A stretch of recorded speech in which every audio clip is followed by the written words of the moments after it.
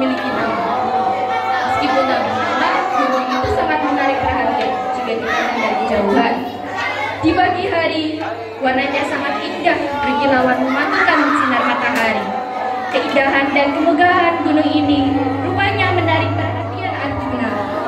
Dia adalah seorang kesatria dari keluarga Pandawa yang terkenal sakti madraguna. Arjuna adalah anak ketiga dari 5 bersaudara keluarga Pandawa. Arjuna terkenal memiliki wajah rupawan, gemar bertapa, dan sangat sakti. Tak ada seorang pun yang mampu menandingi Arjuna di medan peperangan. Meskipun memiliki banyak kesaktian, Arjuna belum merasa puas. Arjuna masih menambah kesaktian agar bisa mengalahkan semua musuh. Agar keinginannya terwujud, putra ketiga Pandawa ini pergi membara mencari tempat yang cocok untuk bertapa. Arjuna terus mengembara tak kenal lelah.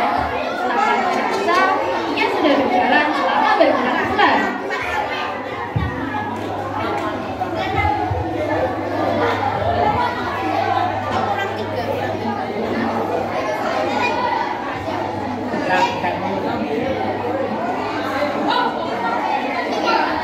Sampai sejauh ini aku belum menemukan tempat yang cocok.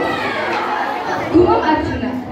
Sambil terus berjalan, Arjuna mengamati pemandangan di sekitarnya. Meskipun sudah berbulan-bulan berjalan, Arjuna tak nampak lelah. Arjuna pun tiba di sebuah kaki gunung. Keindahan dan kemegahan gunung itu membuatnya takjub.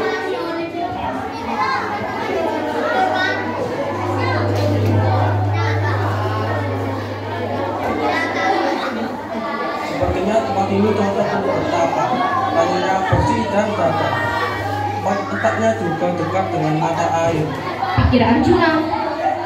Arjuna segera membersihkan tempat itu untuk tempat bertapa. Agar tidak kepanasan, ia sengaja berlindung di bawah sebuah pohon besar.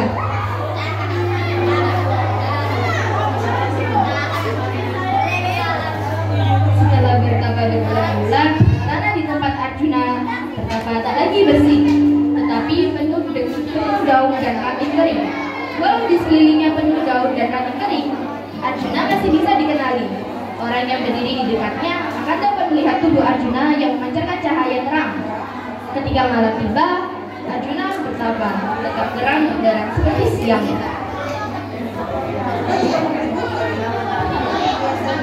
Tanpa disadari, kekuatan yang terkumpul saat Arjuna bertapa mampu mengangkat puncak gunung hingga melayang tinggi.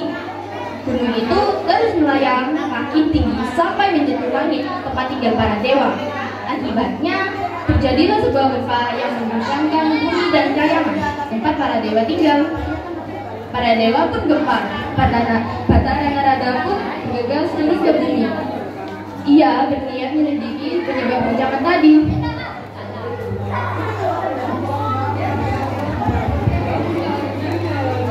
Peristiwa apa yang terjadi di bumi sehingga bisa mengguncangkannya? Tanya Batara dalam hati. Setelah berputar mengitari bumi, Batara Narada berhasil menemukan sumber penyebab guncangan. Ternyata berasal dari tempat Arjuna bertapa. Batara Narada langsung menghampiri Arjuna. Dilihatnya muda itu sedang tekun bertapa. Arjuna, bangunlah. Ini katamu. Semua orang bisa celaka kalau kau terus bertapa. Ujar Batara Narada membangunkan Arjuna. Panggilan itu sebenarnya didengar Arjuna, tetapi tidak digubris.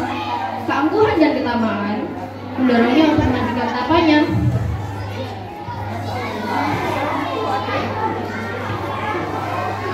Kalau aku diamkan, pasti dewa akan memberiku kesaktian.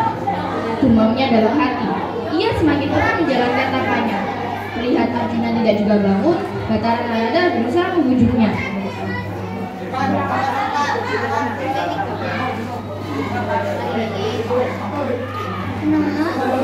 Janji akan memberikan kesaktian yang kau hidupkan. Tapi buktikan cakamu, aku mohon.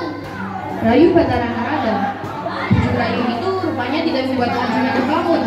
Sebaliknya, ia kian tekun bertapa. Kelakuannya jelas membuat Batara Narada bingung dan putus asa. Merasa usahanya gagal, Batara Narada pun pergi meninggalkan Arjuna. Ia bermaksud melakukan kejadian itu kepada Batara Guru. Sesampainya di Kayangan, Batara Narada langsung menemui Batara Guru.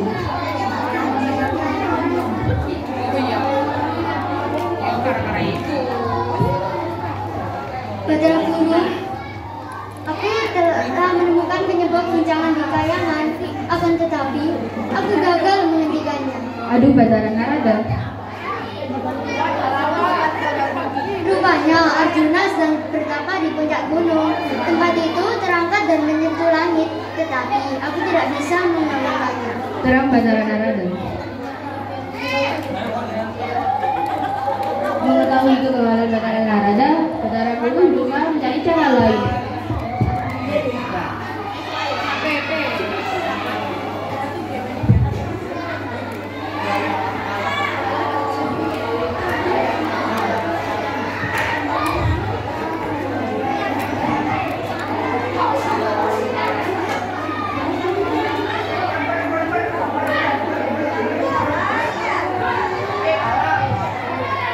Aku harus mencari jalan lain. Coba panggil para makhluk bidadari. Perintah Batara Guru. Tak berapa lama, para bidadari sudah berkumpul di hadapan Batara Guru.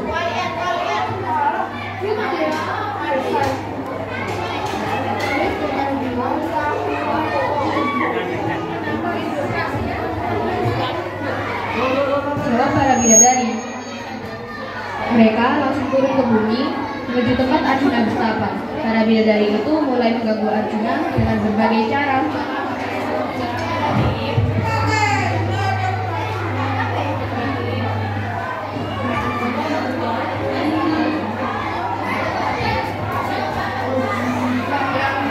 Wahai Arjuna, hentikan tapamu. Aku akan memberikan kesaktian yang kau inginkan. Arjuna, semua orang bisa celaka Arjuna. Hentikan tapamu Arjuna. Baiklah, jika kau tetap tangguh.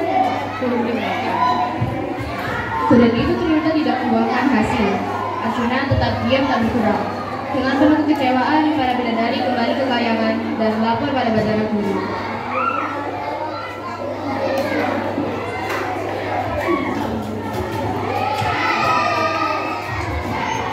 Beribu ampun Batara Guru, kami telah gagal menjalankan tugas. Lapor salah seorang bidadari. Aku harus mencari jalan lain. Apabila barang makhluk halus. Kita Batara Guru. Batara Guru mengutus mereka untuk menakut-nakuti Arjuna. Segera mereka menuju ke tempat Arjuna bertapa. Tampang sarang mereka tidak juga menggoyahkan niat Arjuna. Ia tetap diam tak bergerak. Usaha ini juga gagal. Mereka pun kembali ke Kayangan dan lapor kegagalan itu. Hal ini jelas membuat Batara Guru bingung. Semua cara tidak membuahkan hasil. Sementara bila Arjuna didiamkan, akibatnya akan lebih buruk lagi. Kayangan dan bumi terancam keselamatannya. Di tengah kegudahan itu, tiba-tiba Batara Guru teringat pada Dewa Ismaya. Dewa Ismaya tak lain adalah Semar, pengasuh para Pandawa. Segera Batara Guru memanggil Batara Narada dan meminta menemui Semar.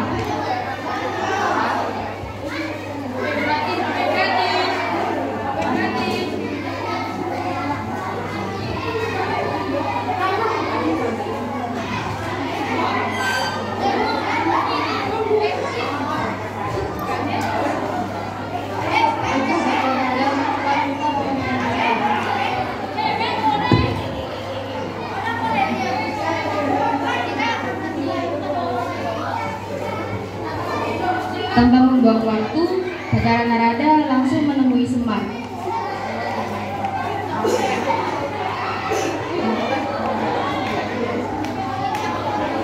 Ia menceritakan peristiwa yang terjadi di Kayangan. Dengan tekun, Semar mendengar semua penuturan Batara Narada. Ia sendiri merasa heran mengapa Arjuna melakukan itu semua.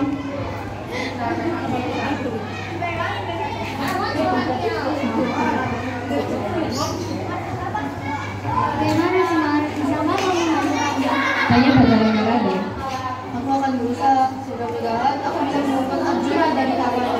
janji Semar. Setelah berpikir lama, Semar menemukan cara menghentikan tapak Arjuna. Dia akan memotong puncak gunung dengan meminta bantuan adiknya. Oleh karena itu, Semar pergi menuju rumah adiknya, Gauro.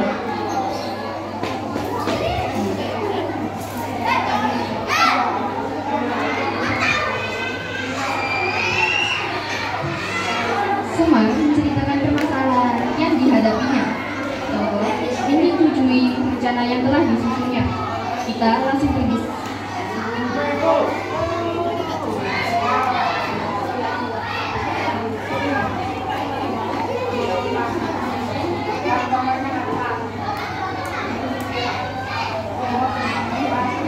Bagian bawah terpisah dengan puncaknya oleh Semar dan Tokoh.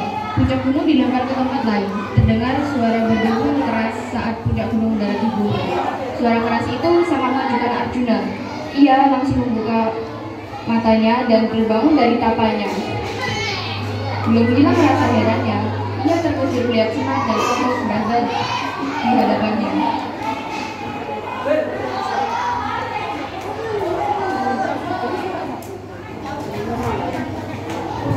Siapa?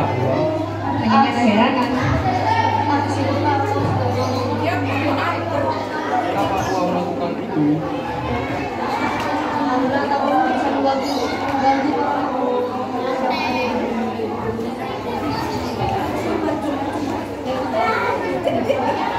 Untuk mengetahui maksud Arjuna betapa, Semar berkata bijak.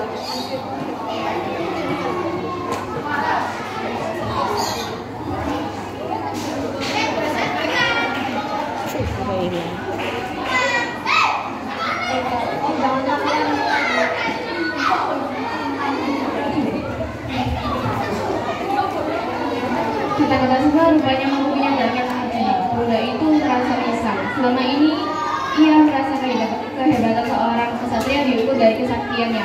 Ternyata ada hal lain yang lebih mulia, yaitu sikap. Bukan main malunya Arjuna, ia langsung bersujud dan berkata,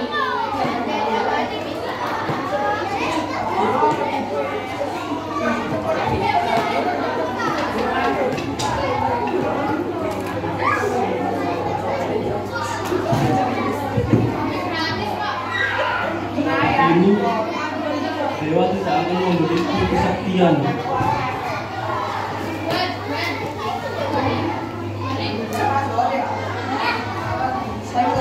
Jangan ngomong lagi.